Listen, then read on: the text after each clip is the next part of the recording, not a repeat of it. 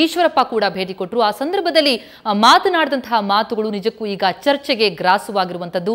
ಮಾಧ್ಯಮದವರು, ವಿಪಕ್ಷದವರು ಯಾವ ರೀತಿಯಾದಂತಹ ನಡೆಯನ್ನ ತೆಗೆದುಕೊಳ್ತಾ ಇದ್ದಾರೆ ಅಂತ ಪ್ರಶ್ನಿಸಿದ್ದಕ್ಕೆ ಅವರು ರೇಪ್ನ ವಿಚಾರವಾಗಿ ಅಸಂಬದ್ಧವಾದಂತಹ ಹೇಳಿಕೆಯನ್ನು ಕೊಟ್ಟರು. ಬನ್ನಿ ಏನ್ ಹೇಳಿದ್ರು ಅಂತ ಕೇಳೋಣ. ಸರ್, ಎಲ್ಲೋ ಒಂದ್ ಕಡೆ ಸರ್ಕಾರವನ್ನು ಸಮರ್ಥವಾಗಿ ಎಚ್ಚರಿಸುವಂತ ಕೆಲಸವನ್ನು ವಿರೋಧ ಪಕ್ಷವಾಗಿ ಬಿಜೆಪಿ ಕೂಡ ಮಾಡ್ತಿಲ್ಲ ಅಂತ ನಿಮ್ಗೆ ಅನಿಸ್ತಾ ಇಲ್ವಾ?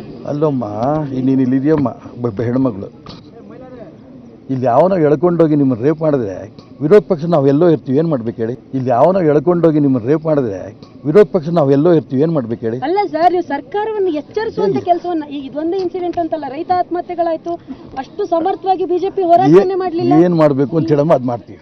ನೀನು ಹೇಳಪ್ಪ, ನೀನೇ ನಮ್ಮ ಜಾಗದಲ್ಲಿ ಏನು ಮಾಡ್ತಿದ್ದೆ ಹೇಳು?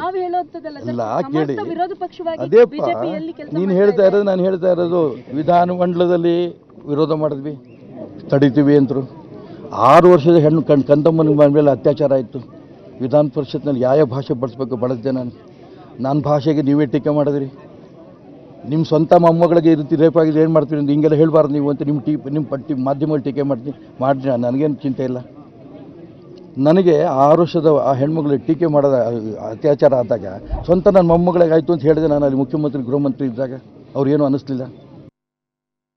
ಸರ್, ಎಲ್ಲೋ ಒಂದ್ ಕಡೆ ಸರ್ಕಾರವನ್ನು ಸಮರ್ಥವಾಗಿ ಎಚ್ಚರಿಸುವಂತ ಕೆಲಸವನ್ನು ವಿರೋಧ ಪಕ್ಷವಾಗಿ ಬಿಜೆಪಿ ಕೂಡ ಮಾಡ್ತಿಲ್ಲ ಅಂತ ನಿಮ್ಗೆ ಅನಿಸ್ತಾ ಇಲ್ವಾ? ಅಲ್ಲಮ್ಮ, ನೀನು ಇಲ್ಲಿದೆಯಮ್ಮ, ಹೆಣ್ಮಗಳು ಇಲ್ಲಿ ಯಾವನೋ ಎಳ್ಕೊಂಡೋಗಿ ನಿಮ್ಮನ್ನು ರೇಪ್ ಮಾಡಿದ್ರೆ ವಿರೋಧ ಪಕ್ಷ ನಾವೆಲ್ಲೋ ಇರ್ತೀವಿ, ಏನು ಮಾಡ್ಬೇಕು ಹೇಳಿ? ಇಲ್ಲಿ ಯಾವನೋ ಎಳ್ಕೊಂಡೋಗಿ ನಿಮ್ಮನ್ನು ರೇಪ್ ಮಾಡಿದ್ರೆ ವಿರೋಧ ಪಕ್ಷ ನಾವೆಲ್ಲೋ ಇರ್ತೀವಿ, ಏನು ಮಾಡ್ಬೇಕು ಹೇಳಿ? ಅಲ್ಲ ಸರ್, ನೀವು ಸರ್ಕಾರವನ್ನು ಎಚ್ಚರಿಸುವಂತ ಕೆಲಸವನ್ನ, ಈಗ ಇದೊಂದೇ ಇನ್ಸಿಡೆಂಟ್ ಅಂತಲ್ಲ, ರೈತ ಆತ್ಮಹತ್ಯೆಗಳಾಯ್ತು, ಅಷ್ಟು ಸಮರ್ಥವಾಗಿ ಬಿಜೆಪಿ ಹೋರಾಟನೇ ಮಾಡ್ಲಿಲ್ಲ. ಏನು ಮಾಡಬೇಕು ಅಂತ ಹೇಳಮ್ಮ, ಅದು ಮಾಡ್ತೀವಿ.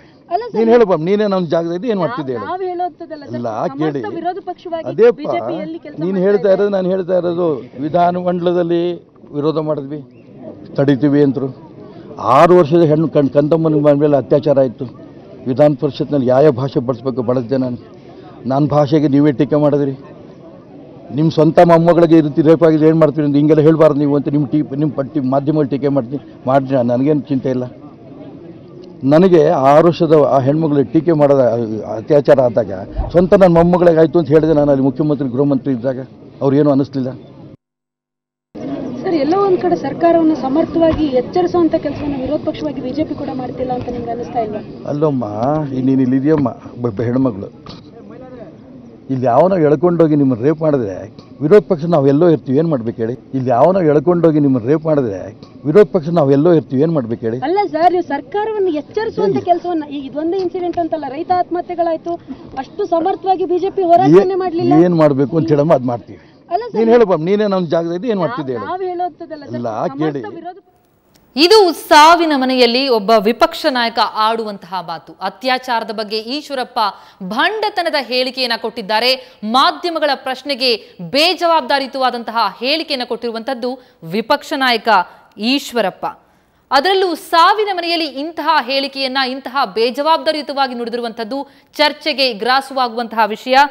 ಬಿಜೆಪಿ ಸರ್ಕಾರದ ವಿರುದ್ಧ ಯಾವ ರೀತಿ ಎಚ್ಚರಿಕೆಯನ್ನು ನೀಡ್ತಾ ಇದೆ ಎನ್ನುವಂತಹ ಪ್ರಶ್ನೆಗೆ ಈ ರೀತಿಯಾದಂತಹ ಅಸಂಬದ್ಧ ಹೇಳಿಕೆಯನ್ನ ಕೊಟ್ಟಿದ್ದಾರೆ. ಸರ್ಕಾರವನ್ನ ಬಿಜೆಪಿ ಎಚ್ಚರಿಸ್ತಿಲ್ಲ ಅಂತ ಮಾಧ್ಯಮದ ಪ್ರತಿನಿಧಿ ಕೇಳಿದಂತಹ ಪ್ರಶ್ನೆಗೆ ಮಹಿಳೆಯಾಗಿ ನಿನ್ನನ್ನ ಯಾರೋ ಎಳೆದುಕೊಂಡು ಹೋಗಿ ರೇಪ್ ಮಾಡಿದ್ರೆ ನಾನೇನು ಮಾಡಕ್ಕಾಗುತ್ತೆ ಎನ್ನುವಂತಹ ಅಸಂಬದ್ಧ ಹೇಳಿಕೆಯನ್ನ ಒಬ್ಬ ವಿಪಕ್ಷ ನಾಯಕ, ಜವಾಬ್ದಾರಿಯುತವಾದಂತಹ ಸ್ಥಾನದಲ್ಲಿರುವಂತಹ ನಾಯಕ ಆಡುವಂತಹ ಮಾತ ಅನ್ನುವಂಥದ್ದು. ಅದರಲ್ಲೂ ಸಾವಿನ ಮನೆಯಲ್ಲಿ ಇದೆಂತಹ ಹೇಳಿಕೆ? ಬಹುಶಃ ಈಶ್ವರಪ್ಪನವರೇ ಇದಕ್ಕೆ ಉತ್ತರಿಸಬೇಕಾಗತ್ತೆ.